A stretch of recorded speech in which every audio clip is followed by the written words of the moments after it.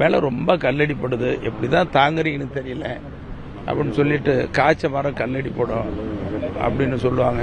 இந்த கல்லடி நிறைய பட்டா உதிர்ந்து போயிருப்பாங்கன்னு சொன்னேன் நான். காய்ச்ச மரத்து மேலே கல்லடி பண்ணுன்னு சொன்னாங்க. அப்படி கல்லடி அதிகமாக பட்டா உதிர்ந்து போயிடுமே அப்படி. என்ன சார் இப்படி சொல்கிறீங்க, என் மனவேதனை. இன்னொரு உண்மையை சொல்லிட்டுங்களா, இதெல்லாம் சொல்லக்கூடாது.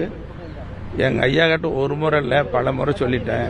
ஐயா, எனக்கு இருக்கிற வேதனை மன உளைச்சல்லாம் உங்ககிட்ட குமர்றேன், கோவப்படாதீங்கன்னு ரொம்ப கோபமாகவும் சொன்னேன். நான் 2 முடிவு எடுத்திருக்கிறேன். ஒன்று, உங்களுக்கு என் குடும்பத்துக்கு நாட்டுக்கும் தெரியாமல் எங்கேயாவது போயிடணும். யாருக்கும் கண்ணில் படக்கூடாது, உங்களுக்கும் படக்கூடாது, எங்கள் கட்சிக்காரங்களும் குடும்பத்துக்கு யாரும் படாமல் ஓடி போயிடணும். அப்படி இல்லைன்னு சொன்னால் நான் உயிரோடு இருக்கக்கூடாது. இது 2 தான் முடிவுங்கிற நிலையில் இப்போ பேசிகிட்டு இருக்கிறேன். எவ்வளோ கஷ்டமாக இருந்தால் பேசுவோம். இதெல்லாம் உங்ககிட்ட சொல்லலாமா? ஒரு ஊடகத்தில் சொல்லக்கூடிய செய்தி அது எவ்வளோ